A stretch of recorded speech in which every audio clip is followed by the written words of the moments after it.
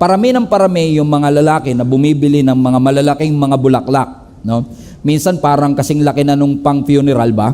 Okay? Yung mga malalaking bulaklak para ibigay nila dun sa kanilang mga iniirog. Maganda naman talaga ang intention nila kasi kumbaga parang Valentine's Day ito no? Parang ito yung panahon ng pag-ibig at gusto mong i-express ang iyong pagmamahal sa iyong iniirog na willing kang pumila, magbayad ng mahal, bumili ng magarbong bulaklak para ibigay sa iyong nililigawan o iniibig. Kasi yung malalaking bulaklak na yan, parang spectacular yung gesture. Mararamdaman nung babae, or for that matter, nung lalaki, minsan babae na kasi nagbibigay, nung lalaking iyong minamahal, na espesyal siya sa February 14. Maganda yung spectacular gesture na yon, pero paano naman yung another 364 days na hindi Valentine's? Kasi ang alam ko, ang pagmamahal ay hindi lang po masusukat sa isang spectacular day. Ang tunay na pag-ibig, mai-express natin yan ng totoo, hindi lang kapag February 14, kundi araw-araw, steady ang ating commitment. Kumbaga, hindi mo man mabigyan araw-araw ng bulaklak, pero may araw-araw kang patience, araw-araw na kindness, yung mga small gestures katulad ng pagsisilbi, pagtitimpla ng kape, pagbibigay ng chocolate, pag-iiwan ng mga note na I missed you, I am proud of you. Kapag pinagsama-sama mo yung maliliit na yan, nagiging compound and it makes a lot of difference in your relationship. In fact, hindi yung Valentine's Day gesture, kundi yung araw-araw na consistent kindness ang nagpapaganda, nagpapabuhay, at nagpapalago sa ating mga relationship. Kasi naniniwala po ako na ang Diyos, kapag naranasan ng isang tao, hindi po pwedeng hindi magkaroon ng ebidensya sa kanyang buhay. Hindi mo pwedeng i-claim na naranasan mo ang Panginoon pero walang makikitang changes ang ibang tao sa iyong buhay. Ang tawag po natin yan mga manifestations ng pagkilos ng Diyos. Or for this matter, for the sake of our context, yung bang manifestation ng Diyos o yung manifestation ng Holy Spirit, ito po yung paraan ng Diyos para i-express niya ang kanyang presensya at ang kanyang kapangyarihan sa bawat isa sa atin. Bakit ba kailangan may manifestation ng Holy Spirit? Bakit ba kailangan may ebidensya? Bakit ba kailangan na hilingin lagi na ang Holy Spirit o ang Diyos ay maranasan ko sa aking buhay? Kailangan po yan. Kasi kapag ka nararanasan ng isang Kristiyano ang banal na Espiritu o ang Diyos, ang kanyang pananampalataya lumalakas. At kapag hindi mo nararanasan, your faith will be weak, your faith will be dry, and your faith will be powerless. Ibig sabihin, the moment na nararanasan mo ang Diyos, the moment that you are being filled with the Holy Spirit, you can see visible signs of the Holy Spirit that He is actively working on your life. For example, when you say that you are filled with the Holy Spirit, pwedeng bigyan ka niya ng regalo. A gift of wisdom, a gift of knowledge, a gift of prophecy, a gift of miracle. Hindi lahat naniniwala dito, pero a gift of speaking and interpreting tongues. Empowerment, a gift of guidance. Meaning, when you experience the Holy Spirit, laging merong manifestation. Hindi po pwedeng wala. Kasi hindi maniniwala ang ibang tao na nasa iyo ang Holy Spirit kung wala silang makitang ebidensya. Okay, maniniwala po ba kayo kung ako ang magiging endorser ng glutathione? Grabe naman po kayo makatawa. Parang napaka-judgmental po ng dating ng inyong pagkakatawa na para talagang imposible. Pastor, bakit? Pagkasabi pa lang ng glutathione, naghahanap ka na kagad ng ebidensya. Hindi ka maniniwala kapag hindi mo nakita yung dapat effect na yon. So, ibig sabihin, kung ang glutathione, pampaputi, hinahanap mo yung puti. Oh. Lord, patawarin niyo po sila. Hindi po nila alam ang kanilang mga ginagawa. Alam mo ibig sabihin, naghahanap ka ng ebidensya. Kung may kaibigan ka na nagbebenta ng pampapayat, tinitignan mo siya kung bakit you are looking for what? Evidence. Ibig sabihin, naghahanap ka ng manifestation. Pero, bukod sa manifestation of the Holy Spirit, which is wisdom, and knowledge, and miracle, and empowerment, alam niyo po ba na ang Holy Spirit ay nagbibigay din ng fruit? Ano yung fruit na ito? Ang fruit, yung manifestation, yan yung paraan ng Diyos o ng Holy Spirit para i-express ang kanyang kapangyarihan at ang kanyang presensya. Pero ang fruit, ang ebidensya ng Holy Spirit that is working in your life. At katulad po ng text na binasa natin, balik mo anak ang Galatians chapter 5, ito daw po ang fruit of the Holy Spirit. Ano yon? Love, patience, peace, patience, kindness, goodness, faithfulness, gentleness, and self-control. Sabi mo sa katabi mo, nakailang ka sa siyam. Amen? Bakit? Ito po, kanina, manifestation, may wisdom. May manifestation, may speaking in tongues, may prophecy, may healing, may giftings, pero hindi porket may manifestation, may fruit.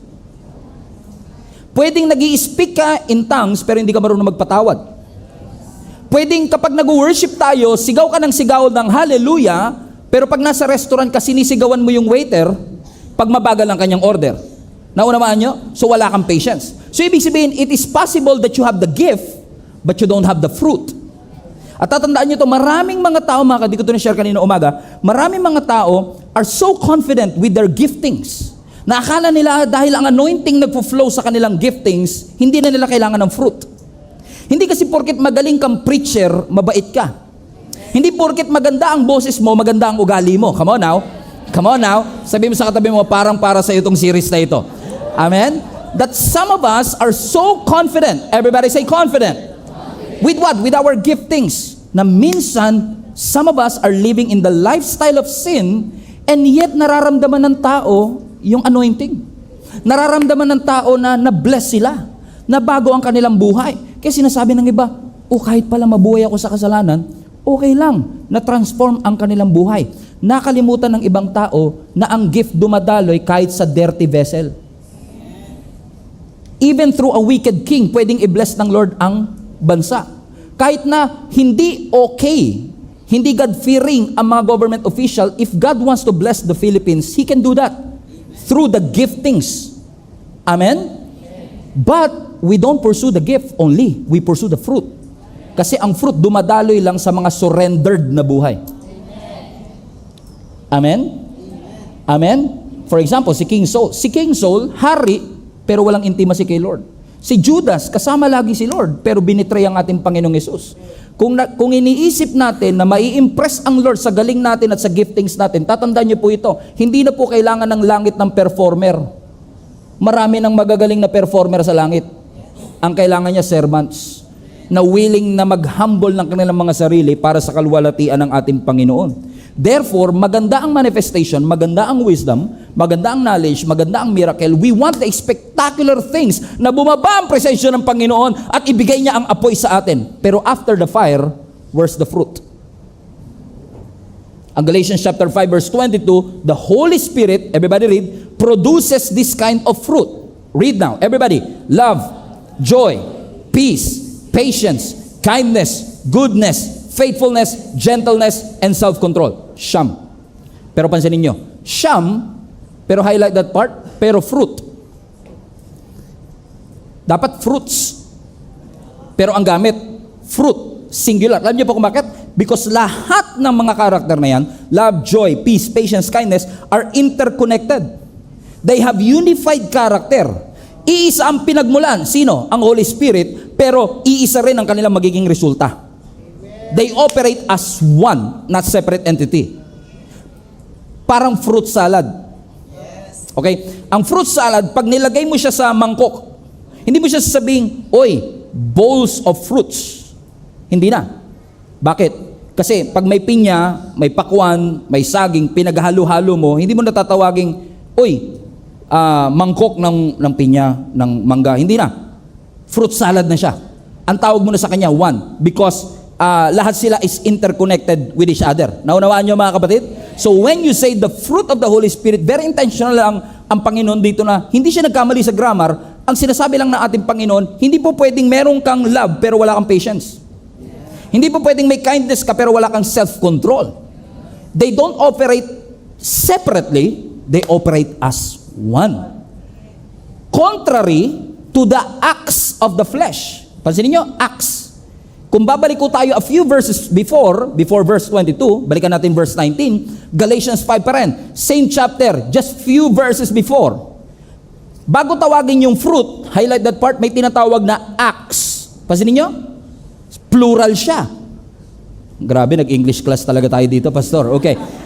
I just want you to get this. The acts of the flesh are obvious. Ano daw? Sexual immorality. What else? Everybody read. Kanina, ganado kayo sa love, joy, peace, gentleness. Okay, ganado din. Everybody say, the acts of the flesh are obvious. Go. Sexual immorality, impurity, debauchery. Verse 20. Idolatry, witchcraft, hatred, discord, jealousy, fits of rage, selfish ambition, dissensions, factions. Verse 22. Envy, drunkenness, orgies, and the like. I warn you, as I did before, sabi ni Apostle Paul, that those who live like this will not inherit the kingdom of God. And many people are saying, Pastor, hindi naman ako nagwi-witchcraft. Hindi naman po ako mangkukulang. Wala po akong walis ting-ting na lumilipad para mangkulang po ako. Pero pansinin po ninyo ang verse 20. Balik mo nga sa verse 20, anak.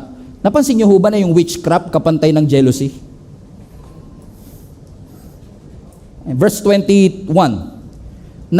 Verse 21, na yung envy, katabi ng drunkenness. Why? Because the acts of the flesh, they operate separately. They operate, each is different and each is distinct. Unlike the fruit, they operated as one. As sinasabi ng scripture sa atin, if you do these things, you will not inherit the kingdom of God. But the fruit of the Spirit, verse 22, says what? Love, joy, peace, patience, and kindness. Ano sinasabi ng Panginoon sa atin dito? Maganda na nasa atin ang Holy Spirit. Maganda na nararanasan natin ang mga miracle sa ating buhay. Sino sa inyo gusto nyo ng miracle? Amen. Ulitin ko, sino sa inyo gusto nyo ng miracle? Amen. Now, I think more than a month ago, after the service, pumupwesto po ako dun sa huli. Mamaya gagawin din natin yun. And those who are joining us for the first time, madalas yan, kinakamayan ko, pinapanalangin ko, at pinapakinggan ko kung ano ang storya kung paano sila napunta sa church. One time, after habang nagpipicture taking, may lumapit po sa akin. Sabi niya, Pastor, pag-pray niyo po ako. Because 7 years na po akong dinudugo non-stop. 7 years. Pag-pray niyo po ako kasi nagpa-check up po ako, wala akong myoma, wala akong sakit sa ovary, wala akong cancer. Hindi na nga po alam ng doktor kung bakit nagdudugo ako kasi wala naman siya makitang tumor or anything. Kasi usually daw yan, pag may tumor, talagang yung bleeding mo tuloy-tuloy. Pero siya walang makita, sumuko na po yung mga doktor, hindi nila alam ang gagawin. Pag-pray niyo po ako. Pinag-pray namin. Which I also did every single Sunday. Different kinds of prayer, pinapanalangin natin. We did. Pinag-pray natin. Tinawag ko isang volunteer, hinawakan niya dito sa tiyan. Hindi nga ako yumawak. Ako lang nag-pray. Lord, in the name of Jesus, we believe that you are a God that heals. Nakilala niyo po ang aming mga katawan and you have the power to command every cell of our body to put into order. In Jesus' name, amen. Next Sunday, bumalik. Sabi niya sa akin, Pastor, naaalala niyo pa po ako?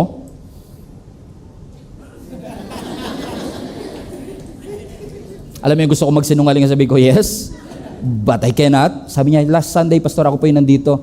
Yung nagsabi po na 7 years po ako may continuous bleeding. Alam niyo po, Pastor, pagkatapos niyo mag-pray, pagbaba ko ng elevator, naramdaman ko huminto yung pagdudugo ko at mula po noon hanggang ngayon, hindi na po ako dinudugo.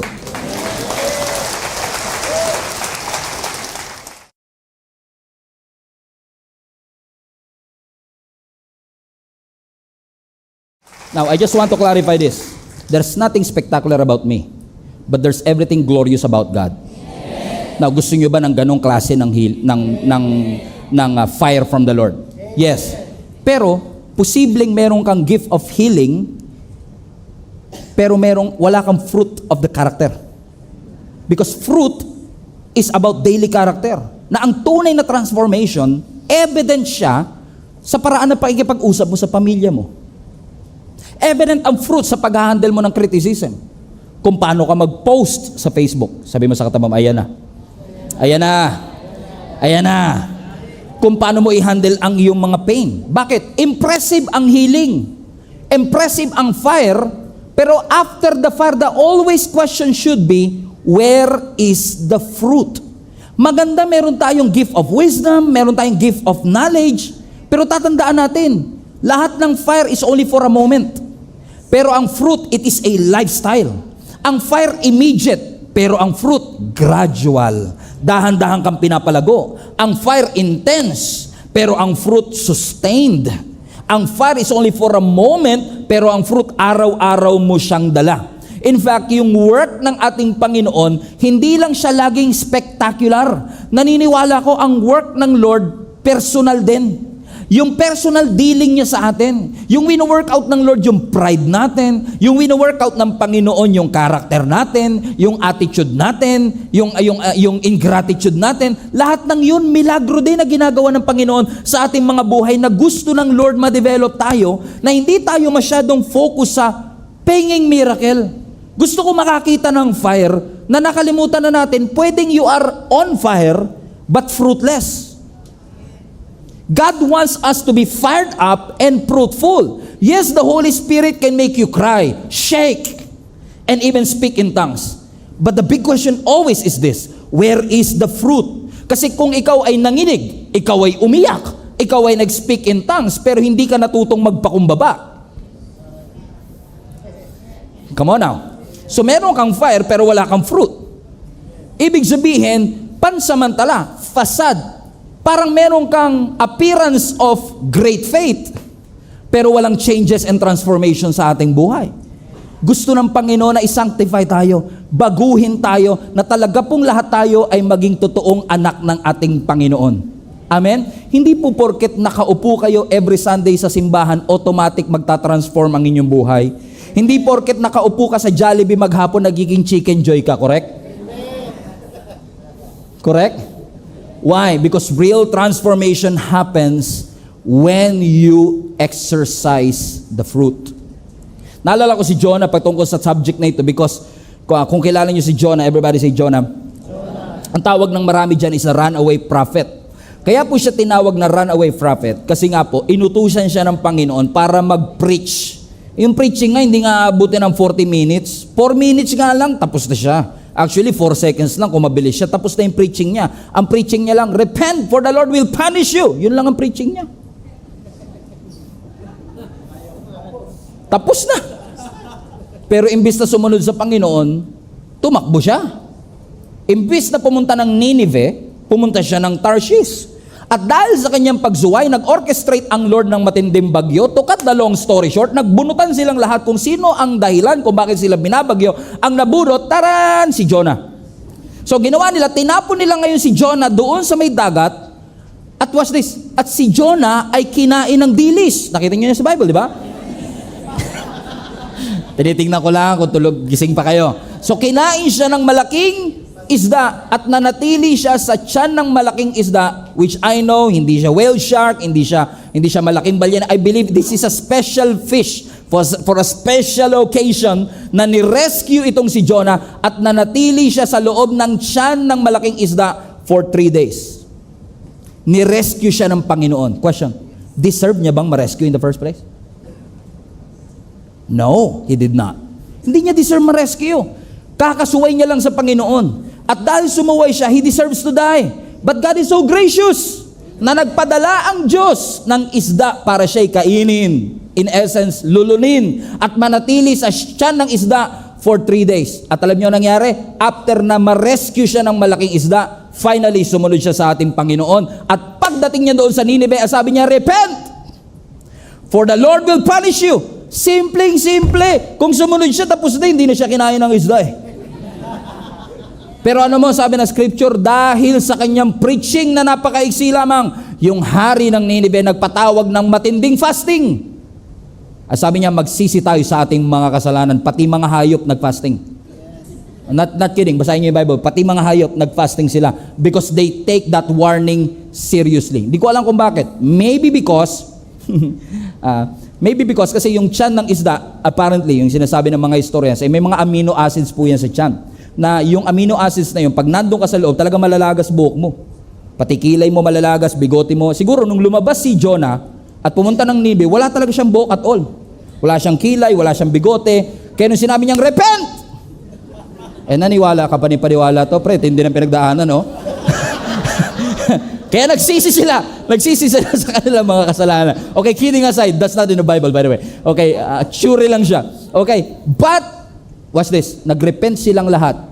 At sabi ng scripture, naglubag ang loob ng Diyos. At imbis na gunawin sila, inisper sila, pinalaya sila ng Panginoon. At habang nagse-celebrate ang mga taga-Nineveh, si Jonah galit.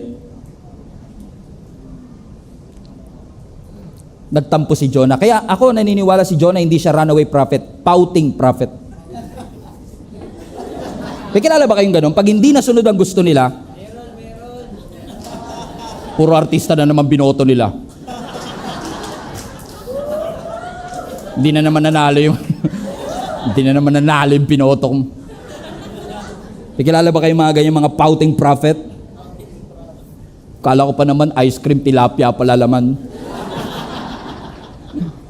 He was angry. While everyone is celebrating, he was angry. You know why? Let's catch up the story. John 4 verse 1. This change of plan. Ano yung change of plan? Imbis na gunawin, niligtas. Greatly upset Jonah. What's this? And he became very angry. So he complained to the Lord. By the way, tip number 1, kung magko-complain ka, huwag kay Lord. He complained to the Lord about it. Ano sabi niya? Didn't I say before I left my home that you would do this, Lord? That is why I ran away to Tarshish. I knew that you are a merciful and compassionate God. I knew you were slow to get angry and filled with unfailing love, and you are eager to turn back from destroying your people.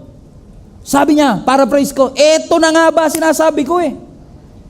Kaya ayoko pumunta ng Nineveh. Kasi deserve nilang mapahamak. Deserve nilang tupukin ng apoy. Kaya nga ako tumakas para matuluyan sila eh.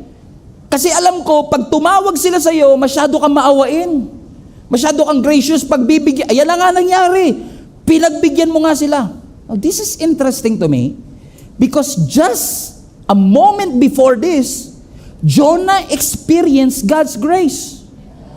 Listen to me. He deserves to die. Remember?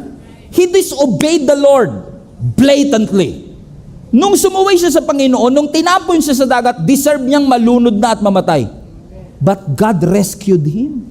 Nirescue siya ng Panginoon. At nung naligtas siya, ang sabi niya, ito na nga ba sinasabi ko? Ako dapat. Napansin niyo, naka-experience siya ng spectacular miracle. Come on now. Naka-experience siya ng fire in essence. Nakaranas siya ng malaking miracle na siya mismo ay dramatically ni-rescue ng malaking isda. At nung nawala na yung apoy, wala rin pala siyang love. Wala rin pala siyang compassion. Bakit? Ang gusto ni Jonah, judgment. Ang gusto ng Lord, mercy. Na mas tinignan ni Jonah yung kanyang comfort kesa iligtas yung 120,000 citizens of Nineveh. Kaya nag-pout siya. Ito na nga ba sinasabi ko?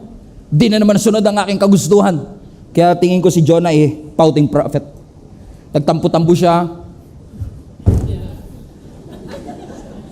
Upo si Jonah. At habang nagtatatampo-tampo siya, sabi na scripture, Jonah chapter 4, nasa jump start natin to by the way, sumikat ang matinding araw. At dahil sumikat ang matinding araw, wala siyang buhok, direct hit. And God is so merciful. Sabi ng Bible, nagpatubo ang Panginoon ng isang halaman na nagsilbing shade ni Jonah.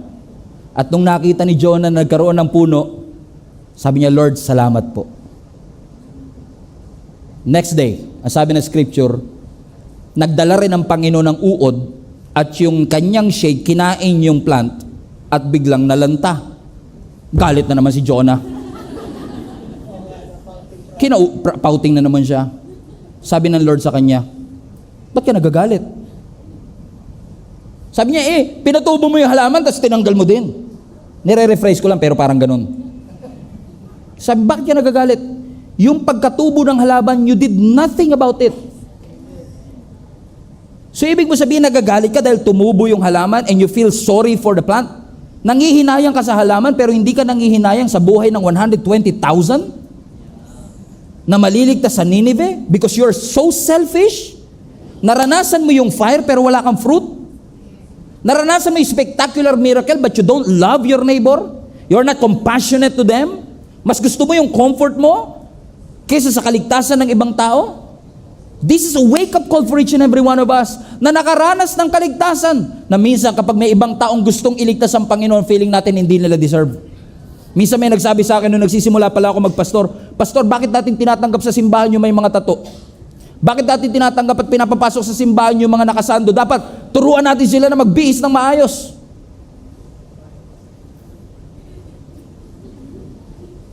Naalala ko nung nag-try ako mag-gym one day. Alam niyo yung pag nag-try ka mag-gym, alam niyo yung gym? GYM? Nagbubuhat ka. Alam mo, pagka overweight ka, tapos pumunta ka sa gym, try nyo lang. Pagpasok ko sa gym, naalala ko, 100 kilos ako nung time na yun. Pagpasok ko sa gym, lahat ng tao, di ba, yung nagbubuhat pa sila, di ba? Pag nagbuhat pa naman yun, talaga focus sa muscle nila. Kasi posture Tandang-tanda ako, hindi ko makakalimutan. Pagbuhat ko, nung tumunog yung pinto at pumasok ako, lahat sila nagtinginan sa pinto. Parang basa ko sa lahat ng mata nila. Uy, may papasok wala nang pag-asa to. Alam mo yung ganun? Na na-realize ko na mukhang wala akong pag-asa kasi hindi ko alam yung sistema nyo, hindi ko alam kung paano yung tamang posture. Pero maaaring yung nagsasabing wala nang pag-asa to, dati rin siyang nandun sa pwesto na yun. Na nakaranas din siya ng salvation, pero dahil ngayon maganda na katawan mo, judgmental ka na sa hindi pa. Naunawaan nyo mga kapatid? Amen? Alam mo, ginawa ko nung sinabi nila, bakit tumatanggap yung mga saldo? Sabi ko, sige, kahit naka-chainless, tanggapin nyo, tas lagay nyo doon your home. Because this is everyone's home. This is not a church for perfect people with perfect lives. Lahat tayo imperfect people that needs the grace of God. And once we experience the spectacular miracle of our God, where is your compassion? Ikaw na nakaranas ng grace, where is your grace? Ikaw na nakaranas ng compassion, where is your compassion? Yes, the Spirit made you cry, shake, nanginig ka talaga. Pero kung hindi ka natutong magpakumbaba, kung hindi ka natutong mag-apologize, the Spirit did not transform you from inside and out. Ang miracle ng Diyos hindi lang spectacular, nakikita ang tulay na work ng Diyos kung paano natin tratuhin ang ating kapwa. Kung paano natin tratuhin ang mga taong hindi natin kamag-anak. Minsan hinahanap natin yung powerful, hinahanap natin yung big moments, yung emotional moments. Totoo yan. Kailangan natin yan. Pero God's primary work happens in the ordinary, everyday moments of our life. Ang tunay na ebidensya na ang Diyos at ang Holy Spirit gumagawa sa buhay natin, hindi lang sa mga fire moments, kundi lalong higit sa mga fruit moments ng ating buhay. Si Moses, for example, literal niyang na-encounter ang Diyos through the fire, through the limit, through the wall. For a chance to be with you, I'm gladly risk it all. Diba? Through the fire. Ano sabi na scripture? Nag-appear ang Panginoon through a burning bush. Na-encounter niya yung fire moment. Meron siyang matinding big moment na na-encounter niya at narinig niya ang boses ng Panginoon. Pero nasukat ba ang leadership ni Moses dahil doon sa kanyang fire moment? Hindi. Nasukat ang kanyang leadership nung naging faithful siya for 40 years na sundin ang pinapagawa ng ating Panginoon. Si Elijah, literal din pong nakapagpababa ng apoy. Nung dinefeat niya yung 450 prophets ni Baal, habang nung time na yun dumarami ang mga false prophet, hinamon siya. At itong si Elijah, hinamon din niya itong 450 prophets para patunayan kung sino ang Diyos. Ano sabi ng Bible? Nagpatawag si Elijah ng apoy, bumagsak ang apoy. Literal na fire moments. Pero after that fire moment, where is Elijah? He was running for his life. He was fearful. He was doubting and he was depressed. Yes, may fire moment, but again, where is the fruit? For example, si Peter. He encountered a fire moment nung nakalakad siya sa ibabaw ng tubig. It was a spectacular miracle. Amen? Bro mo naman, nakalakad ka sa ibabaw ng tubig. Fisherman ka pa, ha? Amen? And you were able to walk on water. You've never seen that before in your life. Pero after that miracle, in Matthew chapter 14, where Peter was able to walk on water, nakalakad siya for a while, niligtas siya ng ating Panginoon, nakabalik sila ng kanilang bangka. Pagdating nila ng Gennesaret, ang sabi ng scripture, si Jesus bumaba ng bangka at pinagaling niya ang lahat ng taong lumapit sa kanya. After that moment, watch this. After that moment of spectacular things of walking on water and healing everyone who is sick, may mga hindi natuwa. Guess who? Hulaan niyo kung sino? Yung mga lagi malungkot. Sadducees. Lagi kasi malungkot ang mga Sadducee They are always sad, you see? Okay? Eto na. Na-encounter nila ang ating Panginoon. Nagalit sila kay Jesus Christ kasi yung mga disciples bago kumain, hindi naghugas ng kamay. Tignan nyo ang pinag-uugatan ng galit, ha? Hindi naghugas ng kamay bago kumain. Apparently, ritual nila, naghuhugas ka ng kamay bago kumain. And follow the story. Verse 2. Sabi ng mga Pharisees, pouting Pharisees, why do your disciples disobey our old tradition? Mga holier than thou attitude. For they ignore, may mga eyeliner. For they ignore our tradition of ceremonial hand washing before they eat. Talaga? Pag-uugas lang ng kamay, problema nyo pa? Sumagot si Jesus Christ. Verse 3. And why do you, by your tradition, violate the direct commandments of God? Verse 4. For instance, God says, honor your father and your mother. And anyone who speaks disrespectfully of mother or father must be put to death. But you say, it's all right for people to say to their parents, sorry, I cannot help you. For I have vowed to give to God what I would have given to you. So sinasabi ng mga Pharisees, ba't mo inaaya yung mga disciples mo hindi naghuhugas ng kamay bago kumain? Sabi ni Lord, talaga? Paraphrase. Samantalang kayo, yung mga commandments mismo, willing kayong suwayin? For instance, sabi ng Panginoon, di ba nakalagay sa 10 commandments, you should honor your father and your mother? Pero yun ang direct command, pero pinapayagan nyo na sabihin ng mga anak, hindi kita matutulungan? So that is a direct disobedience to the commandment. So pinaprioritize mo yung mas pinaprioritize mo at pinapansin mo na hindi naghugas ng kamay ang mga disciples ko. Samantalang kayo, pinapayagan nyo yung iba na hindi marunong rumespeto sa kanilang mga magulang. Verse 6, in this way, you say they don't need to honor their parents? Okay lang na hindi nila galangin ang kanilang mga magulang, kaya kinakancel nyo ang word of God for the sake of your tradition? Mas priority nyo pa yung paghuhugas ng kamay kaysa paggalang sa mga magulang. Verse 7, mga hipokrito kayo. You hypocrites! Isaiah was right when he prophesied about you. Verse 8, these people, they honor me with their lips, but their hearts are far away from me. What God is saying is this, you just experienced a miracle. What's this? Nakita nila mismo kung paano pinagaling ni Jesus ang mga disciples. They experienced it, yung mga taong lumapit sa Kanya, they experienced it themselves. After the miracle, after the fire, and then here comes the Pharisees. That these Pharisees, their faith is spectacular on the outside. Mahigpit sila sa kanilang ritual, mahigpit sa kanilang tradisyon. Impressive ang kanilang mga appearance, pero kulang sila sa fruit. Sinasaway nila yung mga hindi marunong magugas ng kamay, pero pinapabayaan nila, tinotolerate nila yung hindi marunong gumalang sa kanilang mga magulang. Sabi ng Panginoon, in essence, you have the fire, but you don't have the fruit. At kapag puro fire ka lang at wala kang fruit, nakaka-burnout yan. Pero kung puro fruit ka lang na walang fire, hallelujah, routine na yan. So maganda na may fire, maganda nakakalakad sa ibabaw ng tubig, maganda na witness nyo nagpapagaling ang ating Panginoon, but where is the fruit? Si Jesus ba kayang gawin pareho, Pastor? Yes. Kasi ang ating Panginoong Isus, kaya niya mag-perform ng milagro, and at the same time, kaya niyang hugasan ang paa ng mga disciples. He had the fire, and He had the fruit. Ang gusto ng Lord, balance. That we are fired up and fruitful at the same time. Na hindi lang tayo puro hallelujah, sigaw-sigaw ng hallelujah, pero mga magulang natin, sinisigawan natin at wala tayong respeto sa kanila. Na tinataas natin ang ating mga kamay, pero pride natin, hindi natin mababa. God wants us to be fired up and fruitful at the same time. Ang tunay na mature believers, hindi lang passionate, pure ang puso. Posible kasing passionate ka sa ginagawa mo para sa Panginoon, pero hindi yung pure yung puso mo habang ginagawa mo ito.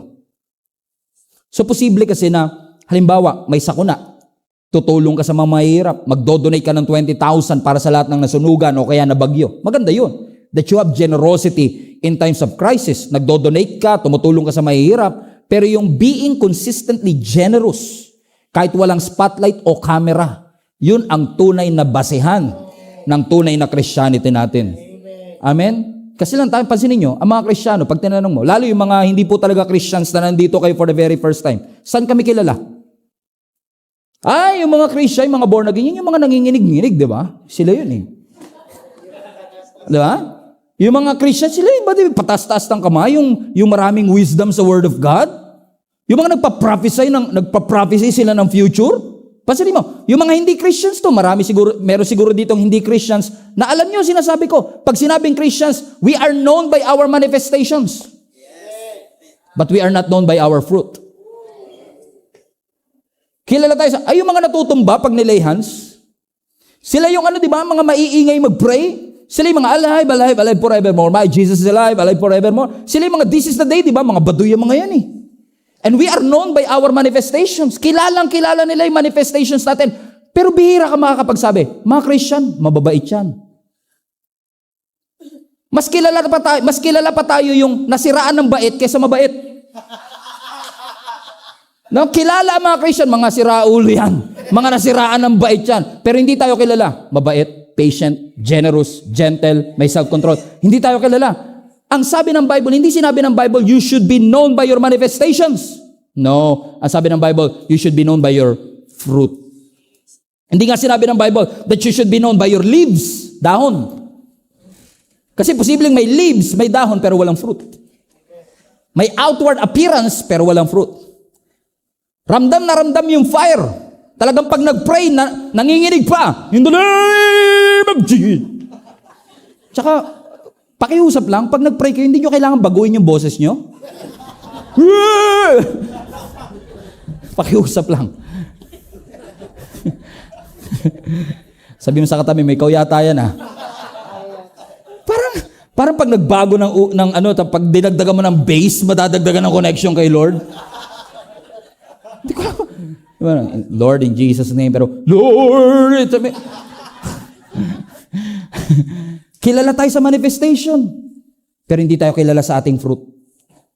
Puro tayo dahon, pero wala po tayong bunga. Tanungin mo katabi mo, where is the fruit?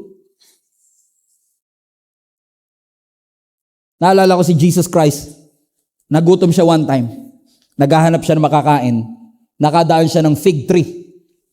Fig tree na walang figs o walang fruit. Sa disappointment ni Jesus, sinumpa ni Jesus yung fig tree.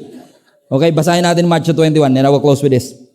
In the morning, as Jesus was returning to Jerusalem, highlight this part, he was hungry.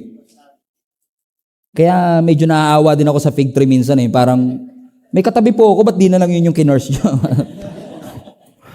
Verse 19, and he noticed a fig tree beside the road. So Jesus went over to see if there were any figs. Any figs? Fruit. So naghahanap si Lord ng literal na bunga, but there were only leaves. So he said to it, may you never bear fruit again. Hindi ka na magbubunga kahit kailan. And immediately, the fig tree withdrew up. The disciples were amazed when they saw this and asked, how did the fig tree withered so quickly? Dumadaan si Jesus, nagutom siya, nakakita siya ng fig tree na puro leaves, walang fruit. Naghahanap siya ng figs, wala siya makitang figs. Bakit? Ano sabi ng verse 19? Balik mo yung verse 19, anak. Verse 19, and he noticed a fig tree beside the road. He went over to see if there were any figs, but there were, highlight this part, only leaves.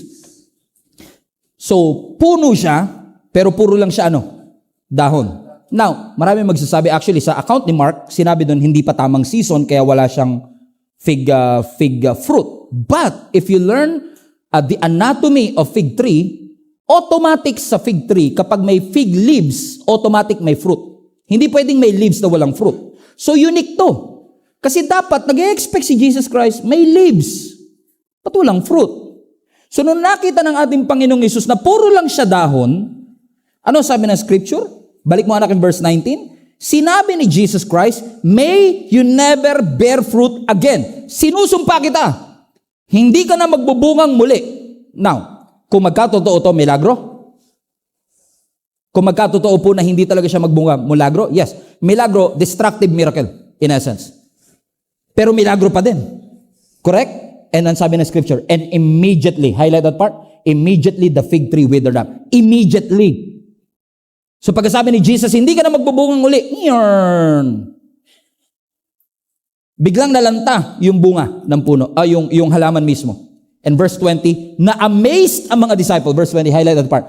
Verse 20, the disciples were amazed Na-amaze sila nung nakita nila kasi ba't ang bilis naman yata ng pagkakalanta ng puno? Which by the way, yung biglang pagkalanta ng bunga na yan o ng puno na yan, nag-highlight lamang sa kapangyarihan at authority ng salita ng Diyos. Na kapag sinabi niya, mangyayari. Pero pansinin ninyo, ang mga disciples na amazed pero na-miss nila yung lesson. Masyado silang nakafocus sa fire. Masyado silang nakafocus sa miracle. Nakalimutan nila yung lesson. Ano yung lesson? Puro yan dahon. Wala yung bunga. They appeared healthy, pero it was not productive. Let me repeat. It appeared healthy. It appeared busy, but it was not productive. Bakit? Ang tunay na pananampalataya, hindi lang laging naniwala ako. Kasama yun. Pero kasama sa pananampalataya yung nagbunga ako. That I bear fruit. Na posible na tayo po, we have the leaves, alam natin ang lingwahe ng church, alam natin ang sistema ng simbahan, pag nagkwintas ka ng krus, ang laki, pag nag-Bible ka, ang kapal, ang sasakyan mo may bumper sticker na Jesus loves you. Alam mo, ang tamang outfit papunta sa church, lahat yan leaves. Pero hindi porket may leaves, may fruit. Hindi porket alam mo ang lingwahe ng church, alam mo ang sistema ng church, hindi porket makapal ang Bible, manipis ang muka. Why? Because possible na meron tayong appearance of faith, pero wala tayong fruit. Ang tawag dyan, empty religion, which we will discuss next Sunday. That we have this so-called empty religion na katulad ng mga religious leaders, katulad ng Pharisees and Sadducees, na meron silang devotion, meron silang temple, meron silang ritual, pero they lack the fruit. Lahat performance, lahat mechanical, pero wala silang love, walang gentleness, walang patience, walang fruit. They are impressive on the outside, but they are empty on the inside. Itinataas sila ang kanilang mga kamay kapag nag-worship, pero may ibang daliring nakataas kapag sila'y galit. If you know what I mean. Amen? Why? They have the appearance of faith, but they don't have the fruit. So what do you want us to do, Pastor? Habulin namin ang love, ang patience, balik mo ang Galatians 5 nak. Habulin namin ang gentleness, habulin namin ang self-control. No. Ang mga prutas na ito, hindi mo pwedeng habulin. Hindi mo pwedeng sabihin, gusto ko magkaroon ng patience. Gusto ko magkaroon ng love. Gusto ko magkaroon ng goodness, ng gentleness. No. Lahat to fruit. At ang fruit, hindi hinahabol. Pag hinabol mo ang fruit, mababurnout ka. Pag hinabol mo ang fruit, mamamali ang focus mo, instead na sa root nakatingin, sa fruit ka nakatingin. Come on now. Amen? So we are not called by God to chase the fruit. We are called to chase Jesus, to chase God, and fruits is going to be the natural result when you are rooted in Jesus Christ. So meaning, when you had the fire, when you have the encounter with God, umating ka ng encounter, umating ka ng conference, umating ka ng Sunday worship experience, ramdam na ramdam ko po ang presensya ng Panginoon. Good. But make sure that you are rooted in Christ para lahat ng ito mag-appear naturally sa atin. Bakit? The more mong inahabol ang fruit, the more na hindi makikita sa ating buhay. Dahil kaya nga po siya fruit eh. Human effort is not enough para magkaroon ka ng patience. Human effort is not enough para magkaroon ka ng kindness. Di ba? Ang goal mo noong 2025, mas magiging patient na ako. Sa sobrang stress mo, ikaw yung naging pasyente. Patient. Di ba po? Di ba, the more mo sinasabi, mas magiging patient ako, talagang inuubos talaga yung pasensya mo. Di ba? Christian na ako. Bagong nilalang na ako, pero nagmumulto yung lumang pagkatao mo. At sinasabi niya, sakalin mo na. Gantihan mo na. I-post mo na. At magiging hypocrite ako pag sinabi kong, hindi ko nararamdaman yan, hindi ko nararanasan yan. Lahat tayo gusto nating gumanti. Lahat tayo gusto natin na mawala ng pasensya. Lahat tayo gusto nating i-express ang anger, ang upset at frustration natin sa ibang tao. We are all going through the same things. But when you chase Jesus, when you chase the source and not the fruit will naturally flow through you. You have to understand, huwag mong habulin yung sign, habulin mo source. Ang sasakyan mo masisira, ang posisyon mo magbabago, ang ekonomiya it will rise and fall, ang kasikatan pwedeng kumupas, pero ang Diyos never magbabago. Habulin mo ang ating Panginoon, and I guarantee you, you will experience the fruit of His presence in your life. Tayo po tayo lahat.